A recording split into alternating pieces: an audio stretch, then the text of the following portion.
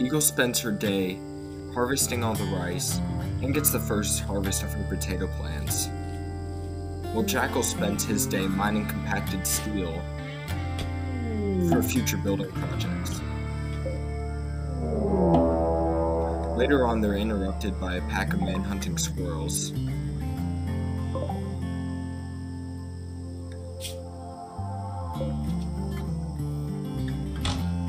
The first squirrel goes straight towards them and is killed easily. The second one, however, veers off course and attacks a nearby visitor.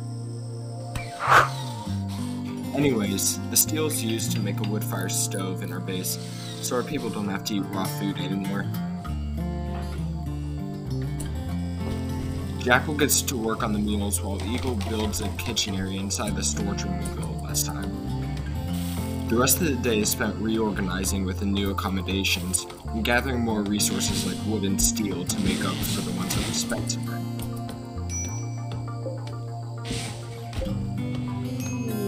Early in the morning, Eagle contracts malaria.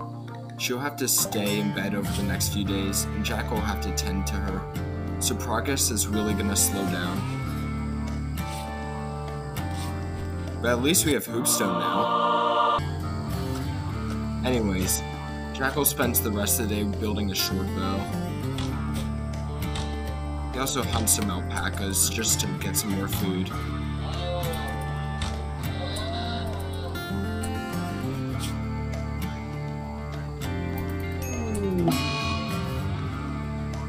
Later that day, Eagle goes into a food binge. This will put a further strain on the food supplies within the colony.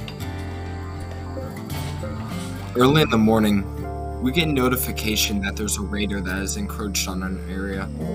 She's from the trash faction. She's a waster named Engie, who seems to be really good at crafting and construction, but not really good at anything else.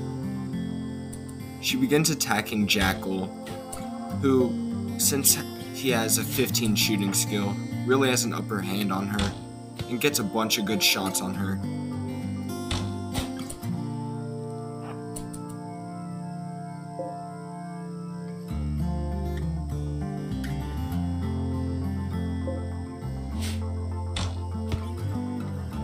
Slowed down from all the wounds, Engie is really easy to pick off, and gets seriously injured in one of the wooden spikefall traps.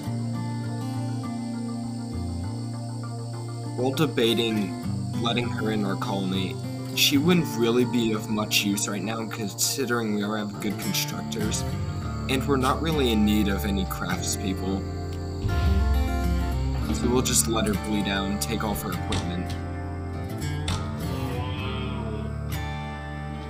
Anyways, the rest of the day is just spent hunting. Early in the morning, Eagle decides to let Holder smoke a smoke leaf joint. After all, she's been dealing with paralysis and mechanites, and is in a lot of pain and just really needs a break, man.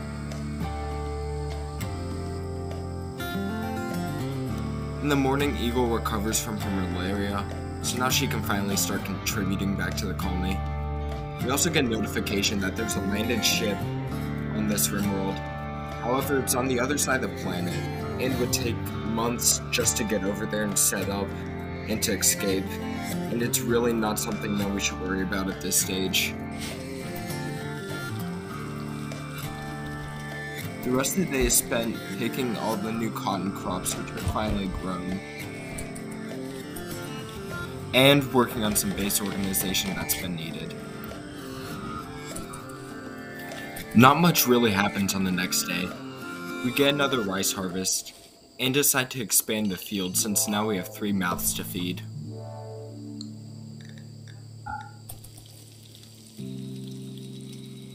We do get notification later that there's an Empire quest. They want us to shelter a praetor that's fleeing from a man-hunting snowhare. Now this would give us psychic abilities through later quests, but we won't take it right now. So early in the morning, a shaman merchant arrives, but they don't really have anything of interest to us, so we just ignore them. Eagle spends the day gathering wood, while Jackal spends the day hunting some more alpaca to bolster our food supply.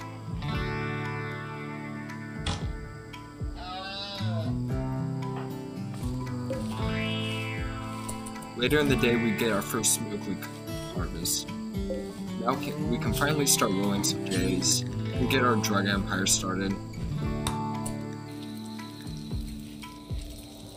Later that night, we also accept the Hunted Praetor quest, and Aspites temporarily joins our colony.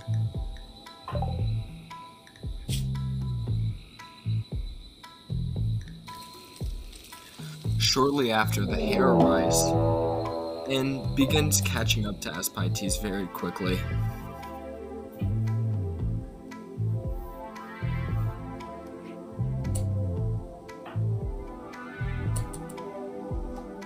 As she approaches a hill, the hare begins catching up and starts attacking her, hitting her and biting her a few times on the way. We easily deal with the hare, however, and the issue's gone.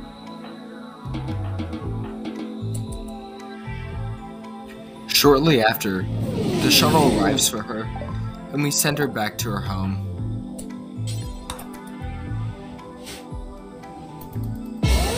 Once she's done that, Eagle's been promoted to Yeoman of the Empire, and we'll wait until it's light out to engage in her ceremony.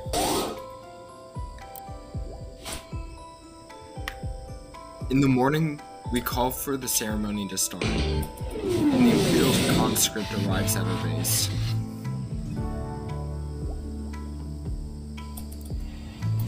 They begin the ceremony and start to bestow psychic abilities to Eagle.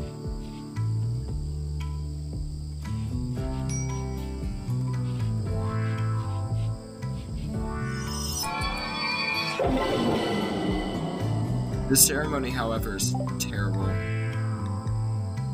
But even though it's terrible, Eagle still ends up with probably the best ability she could get at this stage. That being the ability Burden, which allows her to slow down enemies temporarily.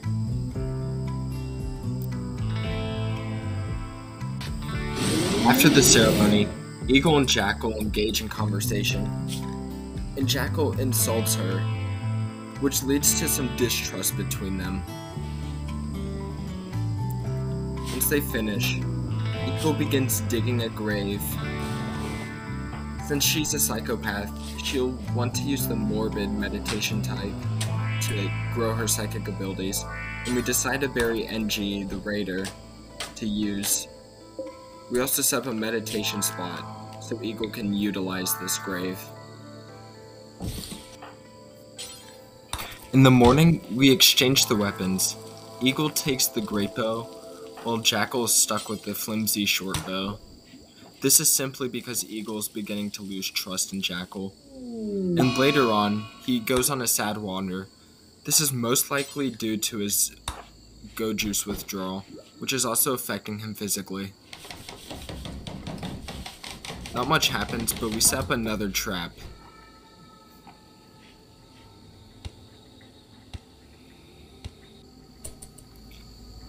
Jackal finally reveals his true intentions to betray us. He begins starting to burn down our fields, and we get Eagle awake to quickly take action. This is going to lead to death on either side, and we need to be careful in how we act. Jackal, being dumb, however, for some reason springs one of the traps, greatly injuring him. We lure him out in the open, but he gets too close for comfort, and while we're heading back, we get tagged by a stray arrow in the chest. Jackal begins to try to get closer to us to get a more clear shot through the fire. While he's doing this, Eagle's taking pot shots at him, but for some reason he decides to head into the fire for cover, which leads him to catch on fire. Eagle goes for cover and starts firing at him, landing another shot, and he dies soon after.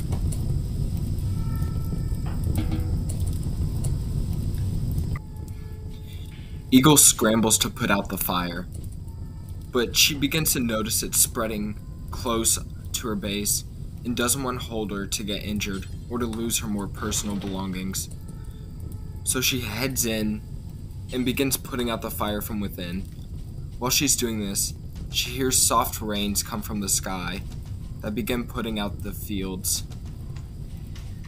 She loses about half of her crops, but that's a sacrifice that she's willing to give if it means for her life and her safety.